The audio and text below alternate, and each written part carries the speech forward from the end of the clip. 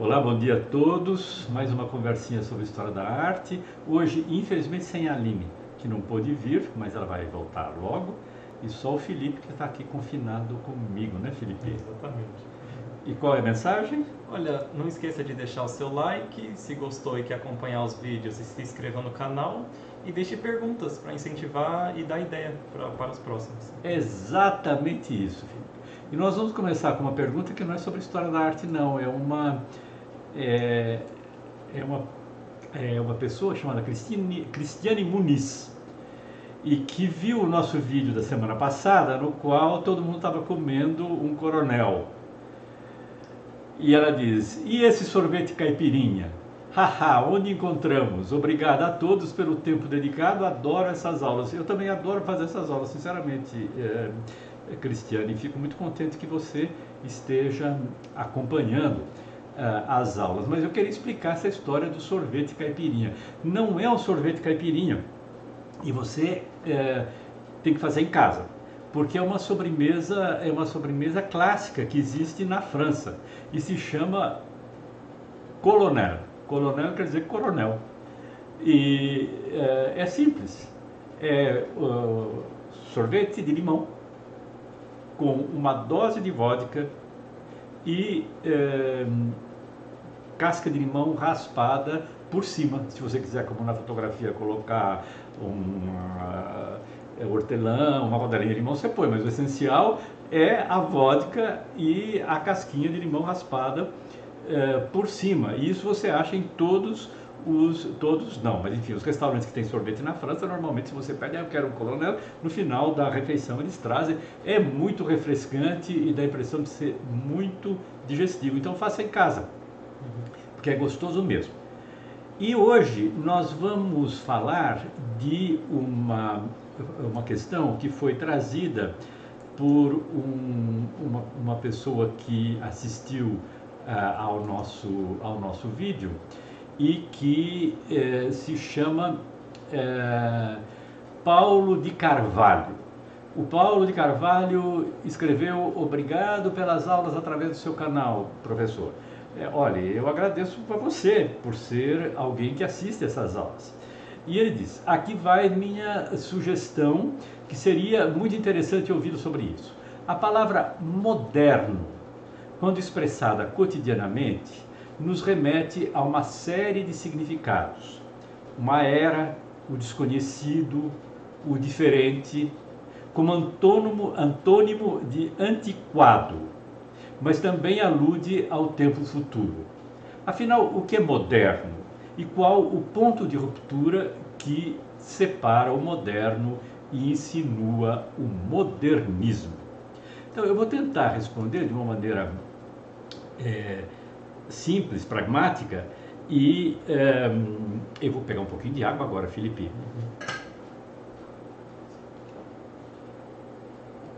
Porque está um calor.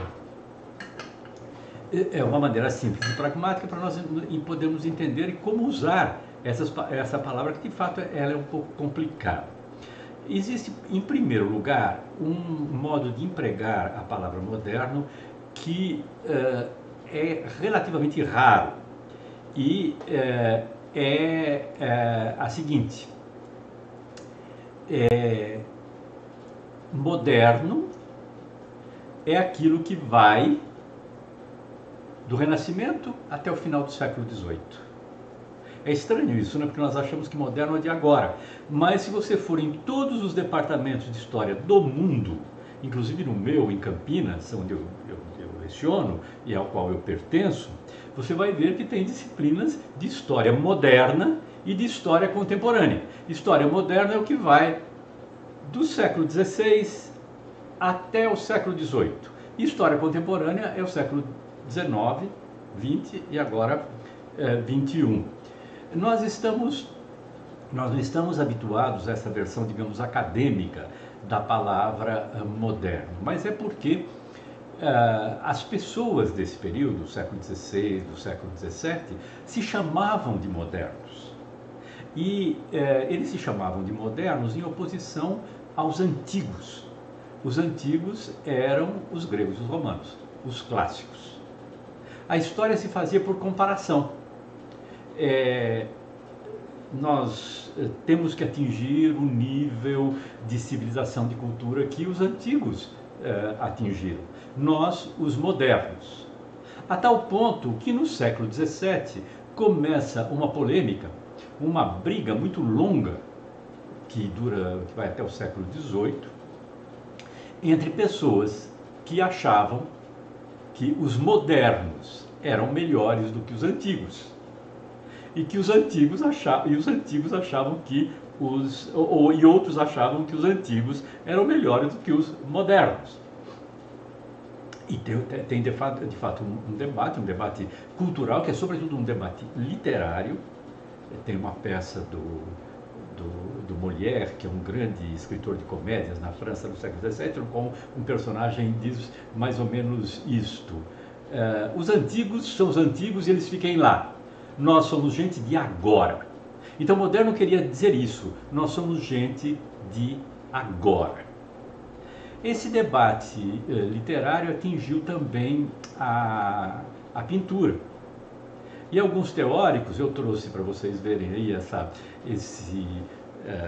página de rosto de um livro que se chama Ideia da Perfeição da Pintura, que foi escrito por um senhor chamado Roland Freyard de Chambray.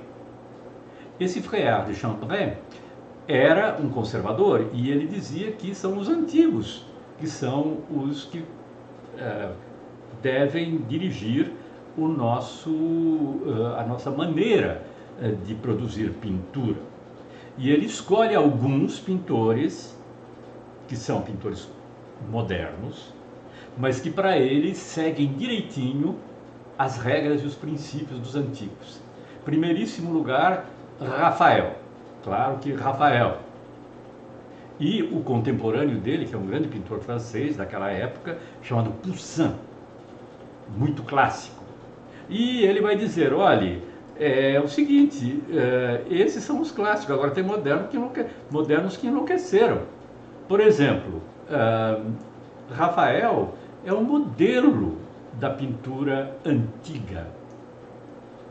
Ele organiza, vocês estão vendo aqui à esquerda, ele organiza os personagens de uma maneira equilibrada, jogando com assimetria, dispondo de um lado e de outro correspondências, fazendo integrações muito claras, é perfeitamente legível. E tem os modernos que ficaram malucos. Michelangelo é um moderno. Michelangelo é alguém que vai fazer esse juízo final na Capela Sistina. Ele diz é o maior amontoado de corpos e de anatomias que já se viu. Isso está contra todas as regras. Isso é a pintura moderna e, portanto, ela tem que ser condenada. Mas eu trouxe essa questão para mostrar que o que significava a pintura moderna no século XVII. Nós somos modernos, de qualquer jeito. Agora, resta saber se nós devemos seguir as lições dos antigos ou inventar coisas novas. Mas nós somos modernos. E é por isso que nos departamentos de história esse período se chama de período moderno. Essa ideia da modernidade, ela se altera um pouco no século XIX, onde as coisas mudam. E existe um grande escritor, um grande poeta, um dos maiores poetas de todos os tempos, que se chama Baudelaire, e que também era crítico de arte, e que era escritor. E ele inventa duas noções. Ele fala isso em 1848, numa crítica do Salão de 1848, ele fala no heroísmo da vida moderna. Ele diz o seguinte, olha, esses pintores nossos contemporâneos que estão querendo pintar Vênus, que estão querendo pintar deuses, isso não faz sentido. A nossa vida moderna tem uma beleza que é própria. Essa vida é um lixo, ele acha isso, quase uma contradição, mas não é uma contradição. Essa modernidade de fato é um lixo, mas o artista olha para ela e descobre aqui e ali uma beleza, uma grandeza que é nossa, que é de hoje. Nós somos esses esses modernos e temos que lidar com os modernos. A modernidade nos dá a sua lama, como ele diz num verso, e o artista a transforma em ouro. Essa é a ideia do heroísmo da vida moderna. As roupas modernas, ele é muito fascinado pela moda. É interessante porque a palavra moda tem a mesma origem etimológica da palavra moderno. Moda é aquilo que funciona hoje e que corresponde à ideia de moderno. E o outro texto que ele escreve é um ensaio falando, que se intitula O Pintor da Vida Moderna. E curiosamente ele escolhe um pintor que é um pintor menor, que é um ilustrador, alguém que faz ilustrações com muito charme, com muito encanto, mas que não tem as ambições das grandes pinturas, das grandes obras de arte. Mas por que ele escolhe esse ilustrador? Porque ele diz o seguinte, olha, esse ilustrador, que se chama Guy, Constantin Guy, esse artista, ele é capaz de captar na hora, no instante, com rapidez, e é por isso que as formas, a aquarela, a sépia, etc., são as melhores para ele realizar as suas obras, porque são obras que permitem imediatamente você captar alguma coisa. E ele capta a beleza da vida moderna, do cotidiano, por exemplo, nesta obra que se chama A Feira das Vaidades. Ou nesta, que é um quadrinho a óleo, mas vocês vejam, é um esboço, ele fez muito poucos olhos, mas o que interessa a ele, o que fascina o Baudelaire, ele está descrevendo as roupas.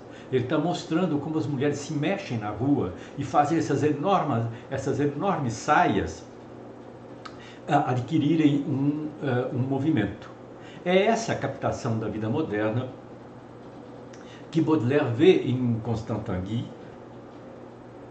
esse pintor que foi alçado, que hoje todo mundo conhece o nome graças ao texto do Baudelaire. E é isso que o Baudelaire, pelo qual o Baudelaire se interessa. E nós podemos seguir essa pista do Baudelaire. Então, o que é o moderno aqui? É aquilo que acontece diante dos nossos olhos e que nós temos que perceber, entender e captar.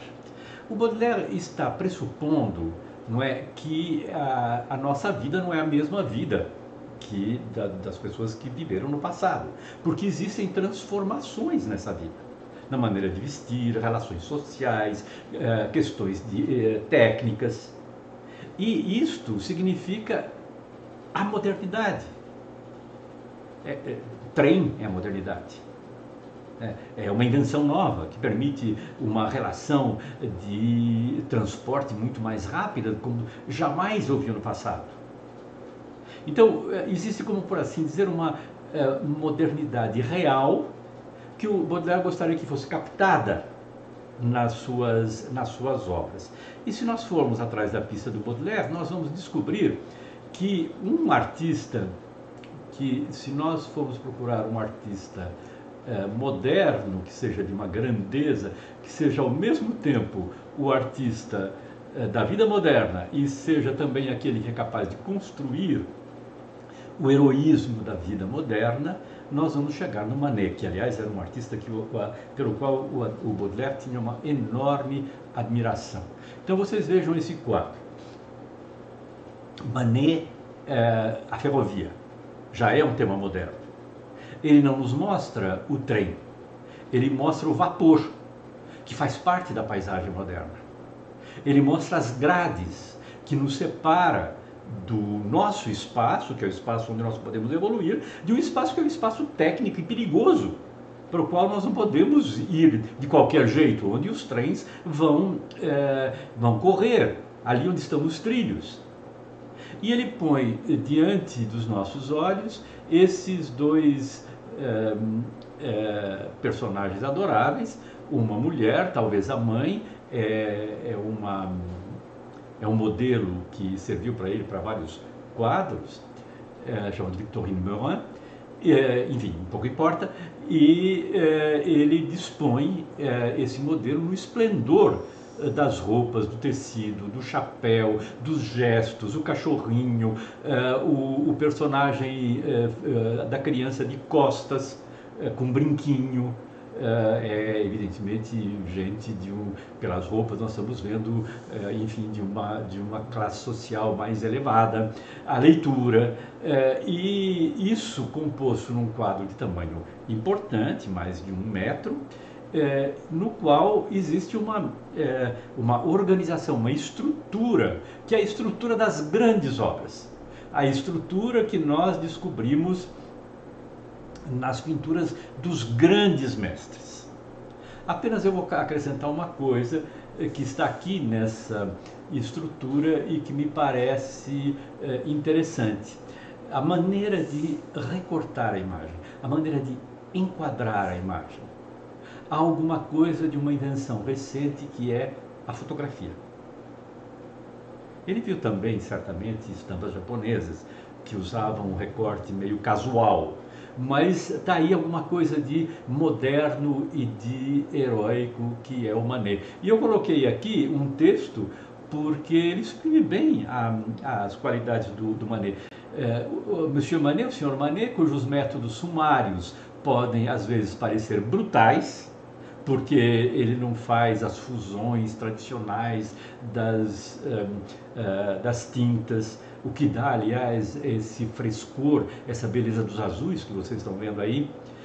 Então, o Sr. Manet parece preocupado, acima de tudo, em expressar a vida moderna exatamente como ela é e em libertar a sua arte das convenções técnicas. É um crítico chamado Ernest Chenot, que escreveu exatamente a respeito deste quadro. E você veja, Felipe, expressar a vida moderna. Então, fazer arte moderna é expressar a vida moderna. Se nós formos por aí, nós vamos ver que um quadro como o do Monet, então, quando os alunos começam a fazer história da arte e que eles ainda não têm muita familiaridade, tem sempre um desespero, porque 2 artistas com o mesmo nome, um que se chama Manet e outro que se chama Monet, um que influenciou o outro, os 2 contemporâneos, os 2 modernos ali nessa produção da novidade da pintura. Talvez um truquezinho fácil que eu ensino, lembre-se que A de Manet vem antes de O de Monet. Então Manet é mais velho e Monet é aquele que entrou no grupo diretamente dos impressionistas. Então, esse grupo dos impressionistas, que surge nos anos de 1870, a data precisa é 1874, eles querem captar os reflexos, aquilo que é efêmero. Eles não querem captar, não imaginam a pintura como feita de estruturas sólidas que estão lá para ficar, os volumes bem nítidos. Não, eles querem captar aquilo que escapa. Eles querem captar, a palavra impressionismo é feliz nesse sentido, porque é a ideia da impressão. Eu captei, o meu olhar captou com rapidez a impressão que eu tive num dado momento. Essa série são, acho que 16, se não me engano, ou 17 pinturas da estação de Saint-Lazare, em Paris, que é uma estação de trem, a estação de Saint-Lazare, e que ele faz em 1877. O Jean Renoir escreveu uma biografia do pai dele, que foi o grande pintor Auguste Renoir, Pierre Auguste Renoir. E nessa biografia ele conta que o pai dele contava a história desses quadros. O Auguste Renoir gostava de enfeitar um pouquinho, mas a história deve ter um fundo de verdade. É que, nesse momento, o Manet, ainda em 1877, ainda não era o pintor que ele ia se tornar, um pintor cheio de glórias, rico. Ele estava no momento da luta contra as formas da tradição do ensino da pintura, e não tinha muito dinheiro e não era um pintor nem um pouco um pintor importante como ele seria nos anos de 1910, de 1920. Mas, diz o Renoir, ele tinha uma postura de uma elegância, ele parecia sempre um grande senhor. E ele vai com a bengala na estação de Saint-Lazare, de trem, e vai falar com o diretor da estação, de cima para baixo, dizendo: eu sou o pintor Monet. E eu escolhi a sua estação para pintar meus quadros sobre trens. Por favor, amanhã às 6 horas da manhã, que é quando a luz está melhor, separe num cais da estação, separe um trem e faça ele soltar bastante fumaça. E o diretor, vendo aquele homem que parece tão importante, imediatamente disse: sim senhor, mas não tem dúvida, amanhã o senhor pode vir. Ele veio, colocou o cavalete dele, porque a pintura impressionista é uma pintura do imediato, colocou o cavalete dele na frente do trem, fez o vapor, esperou o vapor aparecer e pintou estes quadros que deu origem, esses quadros que se transformaram numa série. É claro que aqui nós estamos com um motivo da vida moderna, a expressão daquilo que nós tínhamos falado, que é a vida de hoje, da vida moderna, porque são trens e é uma estrutura nova, é uma arquitetura feita de ferro e de vidro, que é evidentemente uma novidade, é uma técnica nova em termos arquiteturais. Mas é preciso dizer, Felipe, que os impressionistas, eles não são exatamente modernos no sentido que nós vimos com o Baudelaire, porque as figuras da modernidade são raras nas pinturas dele, são relativamente raras. Na maioria das vezes são paisagens, reflexos de luz num lago, são naturezas mortas, ou seja, são temas clássicos, que não fazem apelo à descrição, à expressão da modernidade. Eles têm uma novidade formal, e nós vamos ver, nós vamos fazer essa diferença. Eles têm uma modernidade formal que não se preocupa muito com a expressão da vida moderna. O caso dos trens do Monet é um caso excepcional na série dos impressionistas.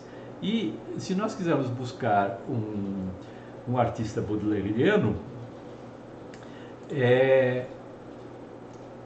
alguém como Tissot, que foi um artista considerado como tradicional, como acadêmico, esquecido durante muito tempo, que fez a sua carreira na França e em Londres, e que agora, nesse momento, terminou em setembro, em Paris, houve uma enorme retrospectiva que recolocou em valor o Tissot, que é um extraordinário pintor, que é um fabuloso pintor. E o Tissot, ele nos faz ver a vida moderna, a vida de luxo moderna, aquela que fascinava o Baudelaire. As roupas, as poses modernas, femininas, a maneira de se debruçar, a relação entre as pessoas. E aqui nós estamos num navio, a galeria do His Majesty's Ship Calcutta, do navio de Sua Majestade, o Calcutta, num porto, com personagens que estão ali se divertindo, passando uma tarde, flertando, e sobretudo essa maneira de mostrar as roupas, e de mostrar como as roupas se moldam, se assentam, vivem dentro de um corpo feminino. As roupas do passado, elas são muito fascinantes, é claro, mas eu sempre fico um pouco triste quando eu vejo exposições nos museus de roupas antigas, roupas do século XVIII, ou que existem, do século XIX, etc., porque elas estão no manequim. E há alguma coisa de funéreo, de morto ali. Porque a roupa necessita a flexibilidade do corpo, necessita os movimentos. E o Tissot capta maravilhosamente isso. Agora, é meio paradoxal, eu acabei de falar, olha, os impressionistas não são tão modernos no sentido do Baudelaire, e um Tissot é moderno. Se nós continuarmos nesse sentido, nós vamos ver que dentre os pintores franceses, existem alguns raros nos quais nós podemos colocar essa categoria. Um deles é o Toulouse-Lautrec. A modernidade do Toulouse-Lautrec não é a modernidade técnica, mas é a modernidade das diversões, uma coisa que fascina o Baudelaire também muitíssimo. E ele vai pintar, por exemplo, essa palhaça Chaucau do Moulin Rouge, que é um cabaré de Paris. Ele vai pintar os cabarés, onde as pessoas se divertem, ele vai pintar os bordéis, ele vai pintar bares, que é um estupendo artista, né? O Toulouse-Lautrec, com esse jeito de dar vida, que tudo se movimenta, até as pinceladas lá no fundo, naquele quadriculado, parece que tudo está vibrando, é um esplendor absoluto. Ele capta o mundo noturno da vida moderna. E Felipe, alguns outros que são chamados de pintores naturalistas e que vão buscar a vida moderna dos infelizes, da sociedade desprezada e sofrida. Existe um artista que eu gosto muito e que, se você que está me ouvindo, não se espante em você nunca ter ouvido o nome dele, porque ele é um artista muito pouco conhecido. Ainda para ser de fato redescoberto. Ele se chamava Geoffroy. E ele pinta este quadro que eu acho uma coisa extraordinária, que está no Museu d'Orsay, em Paris, que é o grande museu do século XIX em Paris. Se chama O Dia de Visita no Hospital. Então, a gente vê provavelmente um pai, ou um parente, provavelmente um pai, chegando no hospital com uma roupa surrada, a barba por fazer, uma criança doente, e o Geoffroy faz aí um efeito de tons de branco diferentes, tons claros de branco diferente, que vão integrar e colocar em evidência a lividez, a brancura do menino. O rapaz que está aí, ele tem um rosto vermelho, rosto de quem trabalha ao sol. Nós não vemos exatamente o rosto, porque ele está virado para o menino, mas nós vemos a orelha, o pescoço, eles estão queimados de sol. E o menino está nessa lividez, está integrado na brancura, que é quase a brancura da morte, indo embora. Existe um detalhe muito bonito, que é em cima da mesinha, uma laranja que foi trazida, e esse tom de laranja delicadamente acentua a brancura do qual o quadro faz parte. Um pintor como Geoffroy foi esquecido, porque ele foi condenado pelos modernos como um pintor dito acadêmico. Mas é um pintor que capta a expressão da vida moderna no sentido do Baudelaire. E dentre os pintores da questão social, um quadro extraordinário, um quadro admirável, que é bastante conhecido por causa da força expressiva que ele contém, é o assim chamado O Quarto Estado, de Pelliccia da Volpedo. Pelliccia da Volpedo é um pintor italiano do final do século XIX, comecinho do século XX, e um pintor que tem preocupações sociais. E ele faz esse quadro, que é um quadro de trabalhadores que avançam em nossa direção. O poder dos trabalhadores unidos, o poder desses homens, dessas mulheres que produzem as riquezas, mas que não usufruem das riquezas. E essa forma tão determinada de avançar é uma constatação, como se ele dissesse para a sociedade: olha, essas pessoas não podem continuar do jeito que elas são, porque elas têm o direito de se revoltar, elas têm o direito de avançar em direção a nós e reclamar os seus direitos. É um quadro muito grande, um quadro de 5,45 metros, imagine 5,45 metros essas figuras que estão caminhando para nós. Ele está num novo museu agora de Milão, chamado Museu do Novecento. Novecento quer dizer século XIX, eles usam, século XX. Eles usam a palavra porque é 1900, né? Então eles usam 900 para dizer século XX, Museu do Novecento, que é um belíssimo museu que fica bem ao lado daquela catedral muito famosa de Milão. E uma coisa curiosa, sabe, Felipe, quando eu vi, que me surpreendeu, porque mudou muito a nossa relação com esses debates entre arcaico e moderno desse período. Na etiqueta do lado desse quadro, há quase como que um pedido de desculpas pelo quadro não ser moderno. Porque eles estavam pensando numa modernidade que viria na Itália e que seria a ruptura formal com as formas de representação do passado. Ora, esse quadro não rompe com as formas de representação do passado.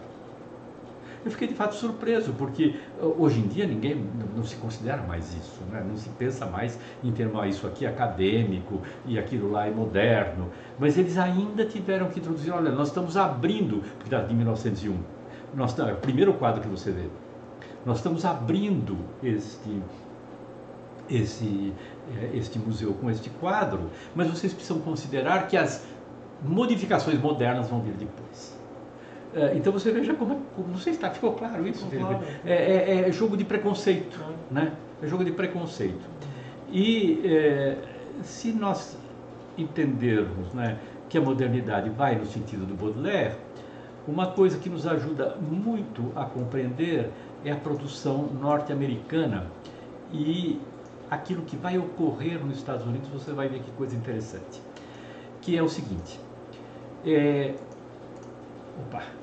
tentando acertar aqui, pronto, é o seguinte: os artistas americanos, eles o tempo todo usam aquilo que a gente encontra naquela definição do Baudelaire. Eles vão buscar a expressão das modificações que estão ocorrendo na sociedade norte-americana nesse momento. E eles vão escolher temas, eles vão ter que se adaptar a esses temas, eles vão ter que construir esses temas como se fossem grandes quadros, no sentido do heroísmo da vida moderna, e um deles é Thomas Eakins. Está escrito errado porque Thomas tem um H, não é Tomás, é Thomas Eakins. Thomas Eakins, que, por exemplo, é fascinado pelos esportes contemporâneos. Então, a luta de boxe.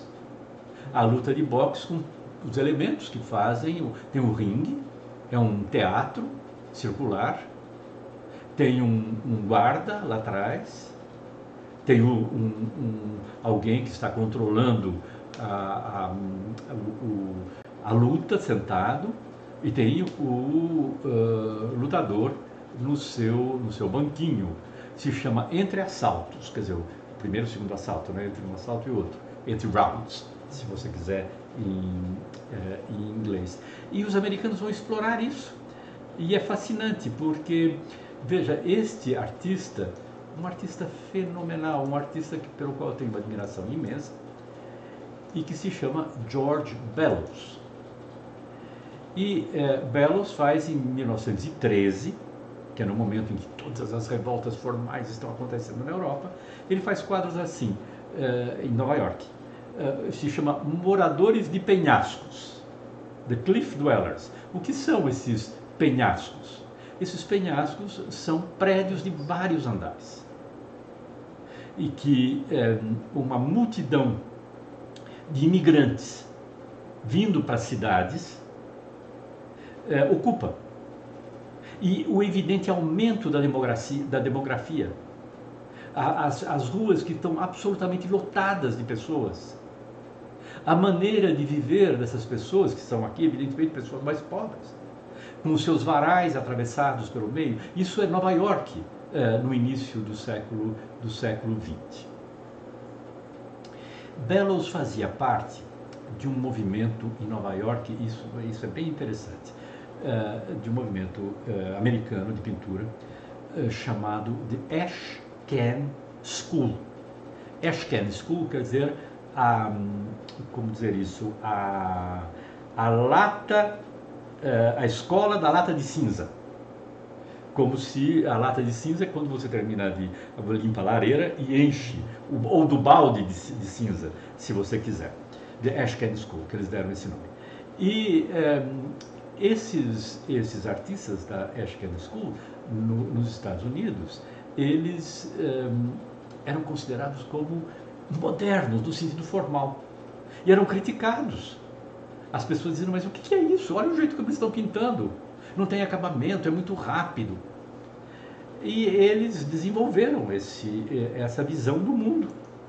Né? Por exemplo, o Robert Henry, que era o chefe, o líder, o teórico da Ashcan School. Ele vai pintar as ruas de Nova York.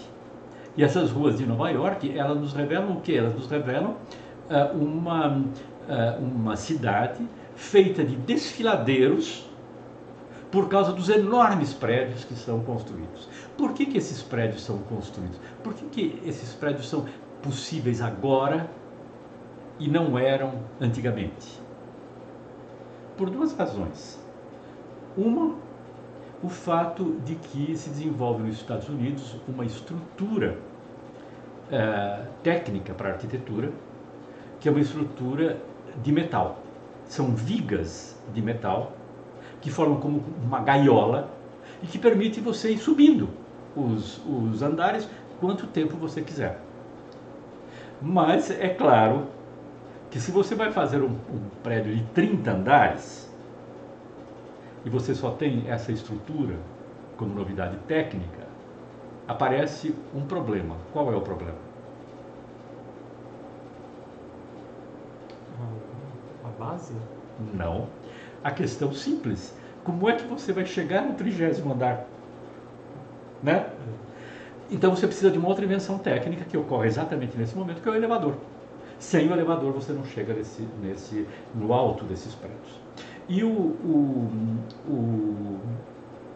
Robert Henry, ele faz isso. Ele não está descrevendo os prédios, mas está se assinalando e criando essa perspectiva, que é a perspectiva da cidade moderna, com o seu novo meio de iluminação, chama-se cinema em Nova York, é claro, porque está tudo nevado, e com uma carrocinha, né, em 1902, uma carrocinha que está puxando, talvez de leite, de alguma coisa do tipo. Então, Robert Henry foi o líder desse movimento. E o que acontece? Esse movimento diz o seguinte, olha, esses críticos norte-americanos, esse público norte-americano é muito ignaro. Eles não sabem o que é arte moderna. Nós temos que fazer isso. Nós temos que pintar dessa maneira mais livre, um pouco mais livre. E eles dizem, então vamos fazer vamos arranjar um patrocínio, vamos fazer um grande festival, vamos fazer uma grande apresentação que ocorre em 1913 e que vai ser a primeira grande apresentação de arte moderna em Nova York.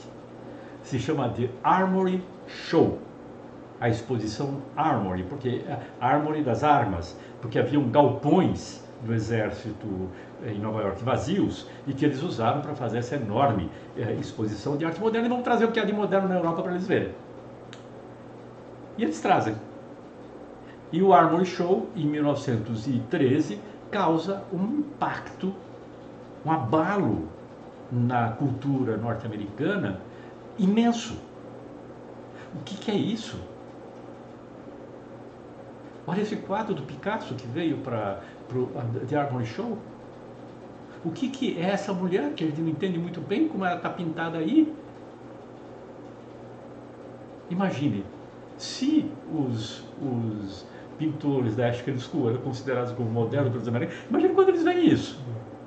E aí tem uma consequência que o pessoal da Ashcan School não esperava. Dos modernos norte-americanos e que eles não esperavam.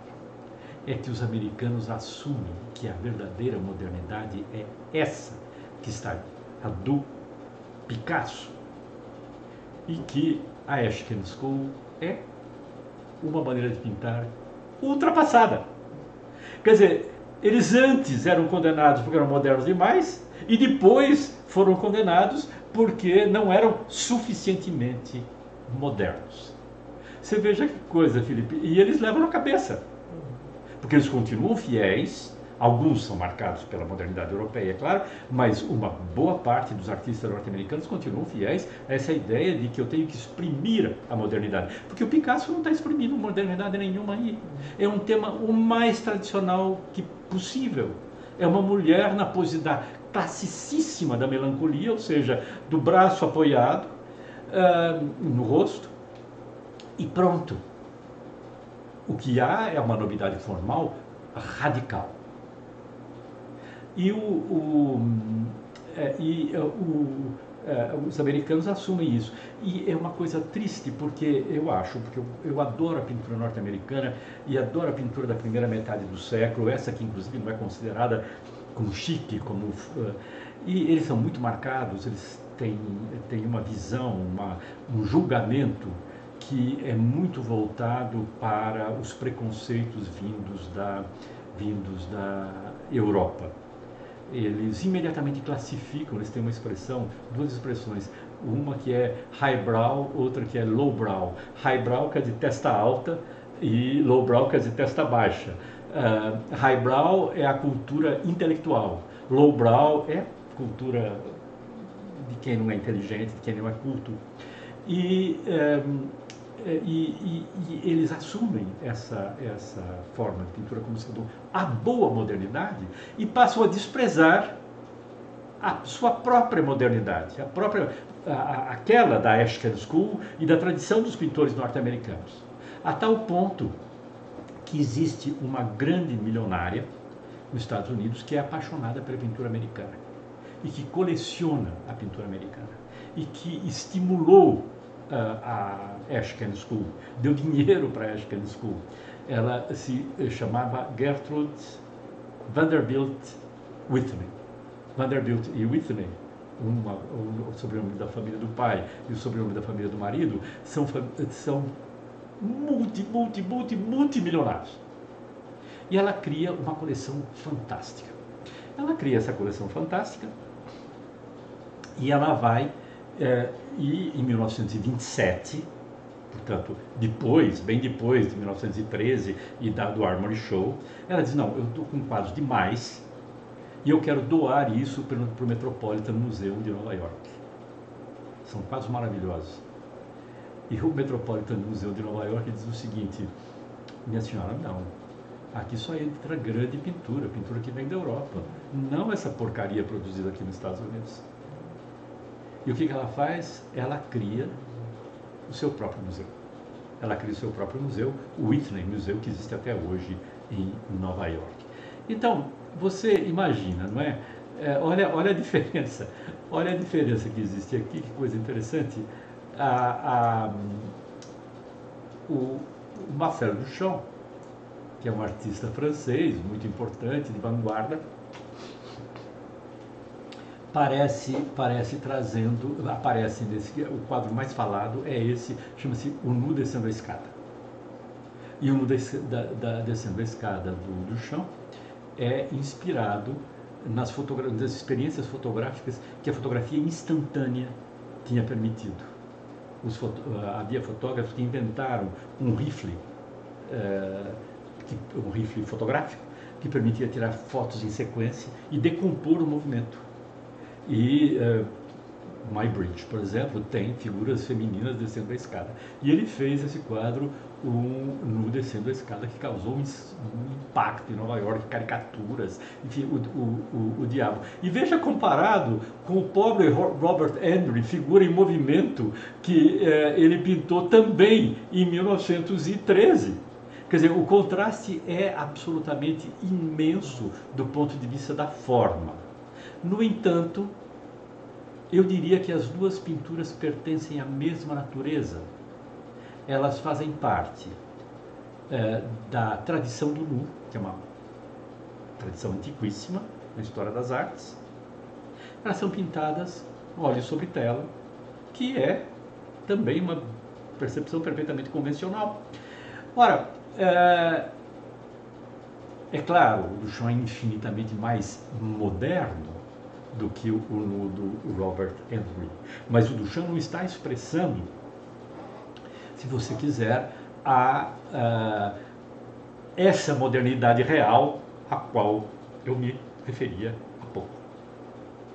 Isso é fascinante. Isso é fascinante porque a ideia de modernidade que nós temos é essa, a modernidade das novidades formais.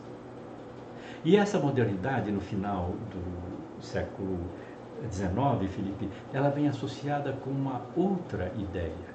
Então, ela não é mais a modernidade daquilo que é hoje, aquilo que está diante dos meus olhos, porque ela vem associada com uma ideia que é a ideia de vanguarda. Você já ouviu falar dessa palavra, vanguarda?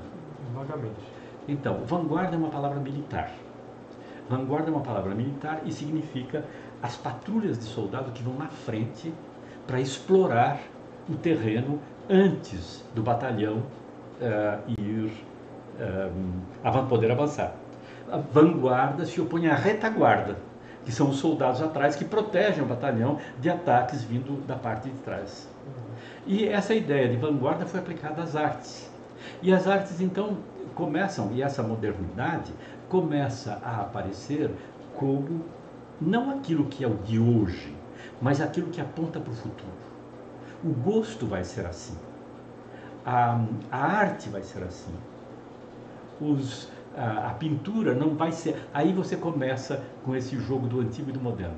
Não vai ser mais. Esse mais é algo de definitivo dentro da modernidade. Nós temos que acabar com aquilo que estava no passado e inventar uma coisa completamente nova, que é algo de moderno e que é o que a gente entende hoje por, no fundo, arte moderna, né? Que é a ideia dessas grandes novidades formais. A arte moderna é profundamente autoritária, porque ela exclui, essa vanguarda exclui o que vem atrás. Ela não admite como arte. Não é que ela diga o seguinte, é uma arte ultrapassada, ou mesmo é uma arte ruim. Ela diz, não é nem arte. Não é nem arte. Quando eu era jovem, eu era muito fascinado por essa arte não moderna. E era muito difícil ver, porque os museus não expunham. E muitos desses quadros se perderam, porque os museus não se preocuparam em preservá-los. Quando vinha um pedido de alguém, preciso de um quadro para decorar tal administração, será que nas reservas você não pode emprestar alguma coisa? Eles mandavam qualquer coisa da pintura acadêmica e depois esses quadros se perdiam. Muitos desses quadros desapareceram porque não eram considerados como arte. A modernidade em arte foi alguma coisa de profundamente autoritário e exclusivo. Ela tinha como um grande projeto a liberdade, mas ela dizia que a liberdade só vale se você for moderno, dentro do campo dessa modernidade formal. E é aí que nós percebemos, não é, o que é essa modernidade, essas extraordinárias experiências de grandes gênios que criaram pinturas mais sublimes, não só pinturas, obras de arte as mais sublimes, no início do século. Por exemplo, os fauvistas, da palavra fauve, que quer dizer fera, que exploravam os grandes efeitos violentos de cores Matisse foi talvez o nome mais conhecido desse grupo no começo do século. Os cubistas, que não é como alguns hoje pensaram pintura feita em Cuba, é pintura feita em cubos, quer dizer, é uma pintura que desmonta o visível para remontar em formas geométricas de maneira arbitrária. Aqui de novo um tema mais clássico possível, a moça com bandolim, do Picasso em 1910, maravilhosa composição. Desculpe. A abstração, né? A Kandinsky, o grande herói da abstração do início do século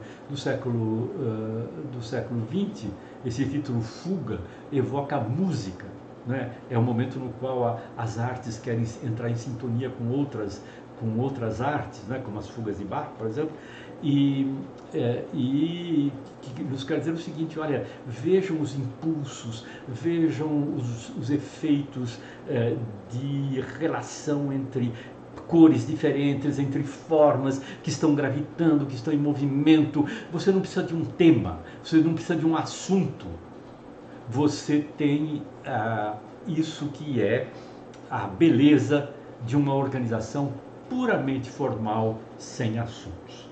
Eu diria que, é claro, isso é de uma sublime beleza, Kandinsky é um sublime pintor, mas ao mesmo tempo isso exclui que a arte se preocupe com a modernidade contemporânea, ou seja, com as mudanças reais que estão ocorrendo na sociedade.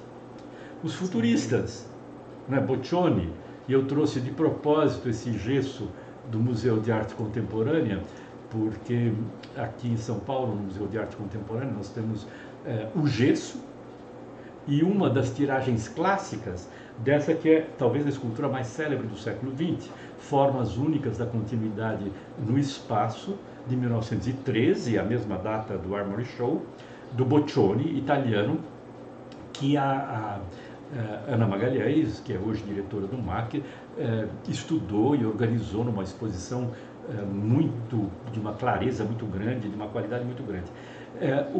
Nós poderíamos dizer que o Boccioni faz parte de um movimento chamado futurismo. Você veja, já está aí, na ideia de futurismo está o que eu estava explicando, a questão da vanguarda. É o futuro que nós estamos vendo, não é o agora, nós queremos ver o futuro. E o futurismo é alguma coisa que é fascinado pelas máquinas, pela velocidade, pelo movimento. E ele vira uma espécie de cubismo do movimento, se eu puder sintetizar assim.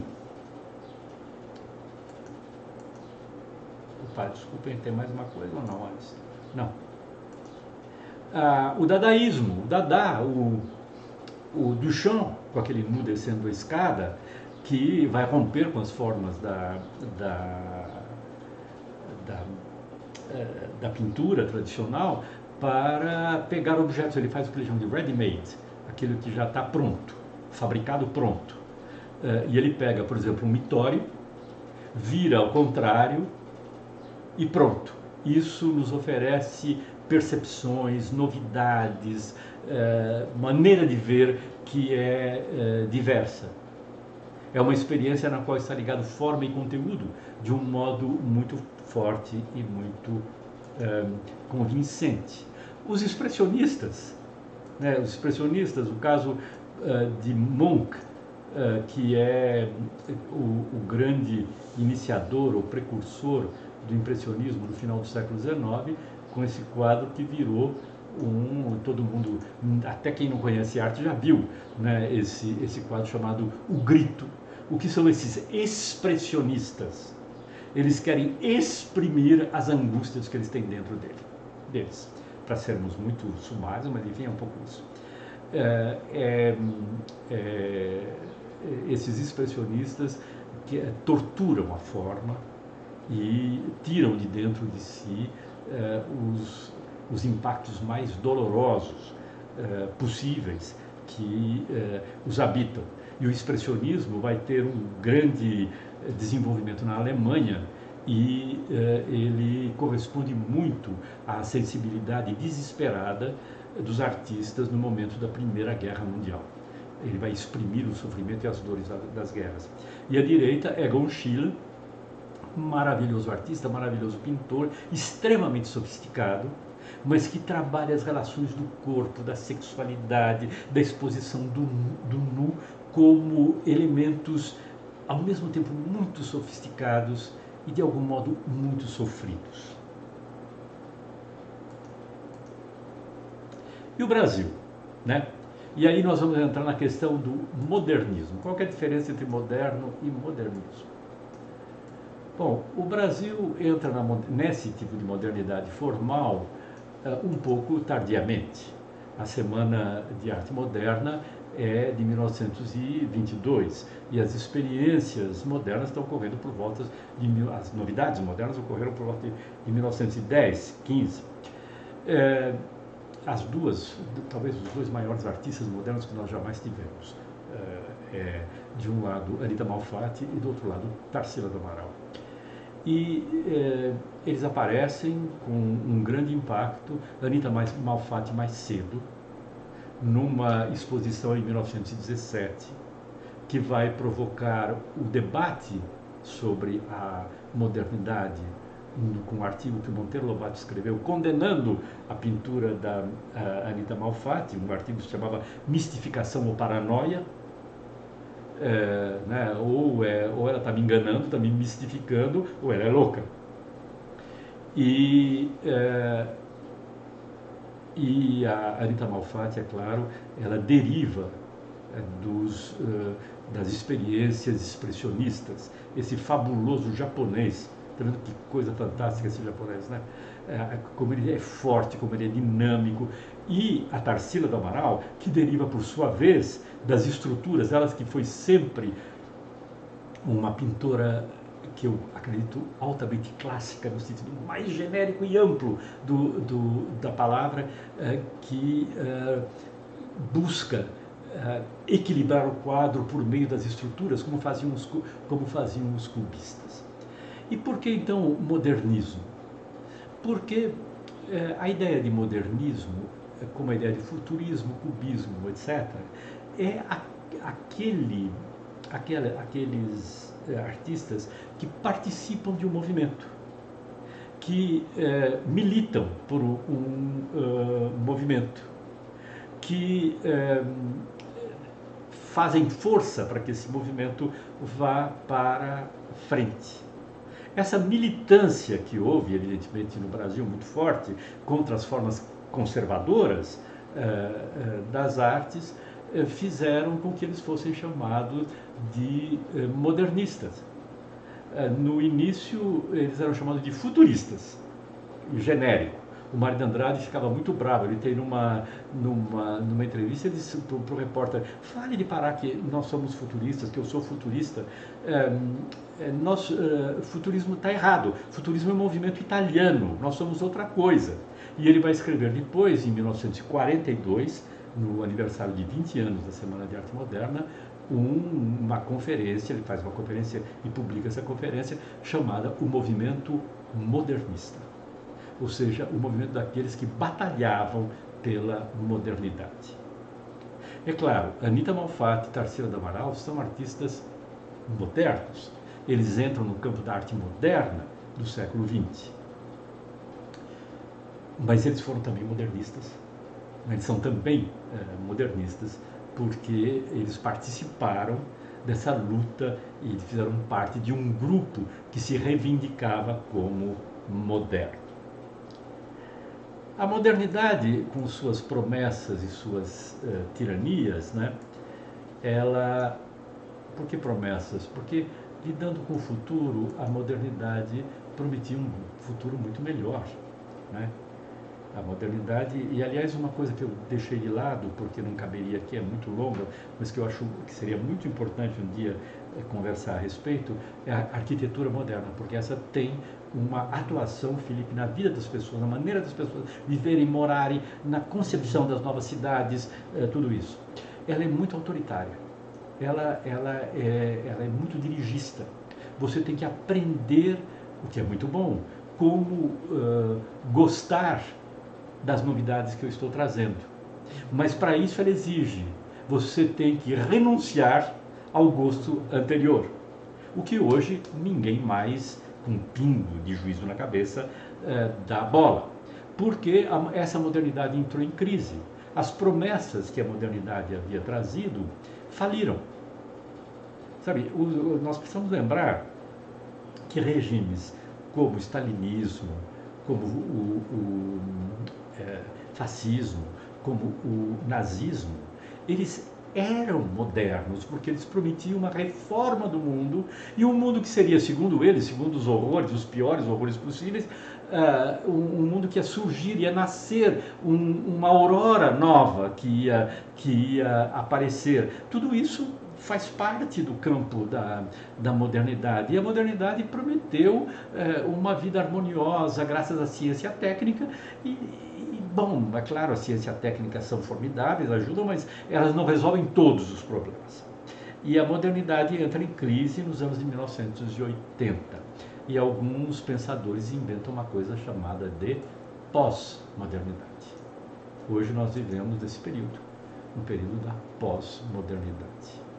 Mas os artistas de hoje, eles não têm um nome, né? Eu sou um artista pós-moderno. Tem alguma arquitetura pós-moderna que a gente chama, mas enfim, não funciona tanto como a ideia a ideia de modernidade. Então, como é que nós chamamos essa arte? Eu trouxe de propósito, porque data de 2020, do dia 13 de fevereiro de 2020, que é o dia de São Valentim, que é internacionalmente, não no Brasil, mas internacionalmente, o Dia dos Namorados, a obra de Banksy. Banksy, que é um artista inglês, que ninguém sabe quem é. Banksy é um pseudônimo e se tornou um dos artistas mais conhecidos hoje em dia. E é um artista que vem da prática do grafite, da prática do fundo da pichação. Ele usa esses stencils, sabe, para fazer imagens nas paredes, e é bem um sintoma do que é a arte hoje. Ele procura denunciar as limitações, as imposições do mercado das artes, por exemplo. Uma das denúncias que eu acho muito interessante, em 2013 ele foi para Nova York, pôs uma banquinha, ninguém conhece, ninguém sabe quem ele é, pôs uma banquinha e começou a vender obras dele por $60. Ele conseguiu vender 3. Se as pessoas soubessem que era do Banksy, é claro que todo mundo tinha comprado. E esses 3 que compraram tiveram uma sorte grande, porque as obras dele se contam por centenas de milhares de libras esterlinas. E é um jogo contínuo entre a denúncia e o aproveitamento do mercado, que um artista como o Banksy faz. E essa obra, que é muito bonita, muito poética, ele foi durante a noite. Ele chegou em Bristol, que é a cidade dele, na Inglaterra, e no dia seguinte estava lá.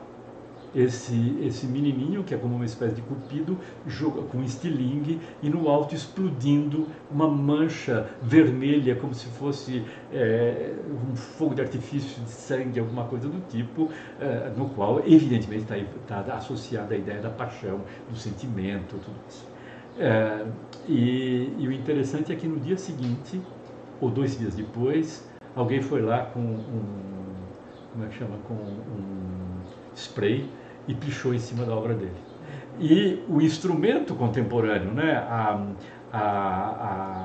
o Instagram, ele posta no Instagram dizendo: olha, ele fez muito bem, porque os meus esboços, os meus estudos para essa obra, e ele postou, tá vendo a fotografia, são muito melhores do que a obra que está lá na parede. E evidentemente, se um dia esses esboços caírem num leilão, eles vão subir lá para cima. Mas como chamar essas artes? Só tem uma expressão, Felipe, são os artistas contemporâneos, né? Contemporâneos, contempores, quer dizer, aqueles que estão no mesmo tempo conosco. E eu acho que é isso, a gente já deu a volta na questão e terminamos aqui. E vamos dizer tchau para vocês. Mandem perguntas, Felipe. E não se esqueça de inscrever no canal para acompanhar todas as novidades. Isso mesmo. E põe o seu like, tá bom? Tá bom. Porque isso faz com que o Google...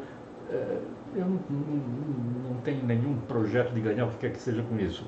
É simplesmente porque as questões de história da arte sejam mais divulgadas e as pessoas tenham mais contato com os debates de história da arte. Se você não estiver de acordo, põe um dislike. E de preferência, explique por que não está de acordo, tá bom? Então, tchau para vocês. Até a próxima.